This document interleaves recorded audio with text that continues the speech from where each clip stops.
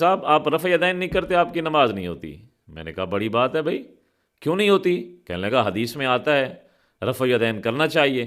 میں نے کہا آپ نے ایک حدیث پڑھی ہے، دوسری نہیں پڑھی۔ انہوں نے کہا وہ کیسے؟ میں نے کہا آؤ میں آپ کو سناتا ہوں۔ پہلے قد افلح المؤمنون الذین هم فی صلاتهم خاشعون، کہ کامیاب ہیں وہ مومن جو خشوع کرتے ہیں۔ اب خشوع کسے کہتے ہیں؟ حضرت عبداللہ بن عباس نے اپنی تفسیر تنویر المقباس میں فرمایا خشوع یہ ہے کہ نماز کے اندر رفع الیدین نہ کریں۔ دوسرا آپ بخاری اٹھائیں، صفحہ 1202 پر رفع الیدین کرنے کی حدیث ہے، صفحہ نمبر 114 پر رفع الیدین نہ کرنے کی حدیث ہے۔ آپ مسلم شریف اٹھائیں، صفحہ نمبر 163 پر کرنے کی حدیث ہے، صفحہ 182 پر نہ کرنے کی حدیث ہے۔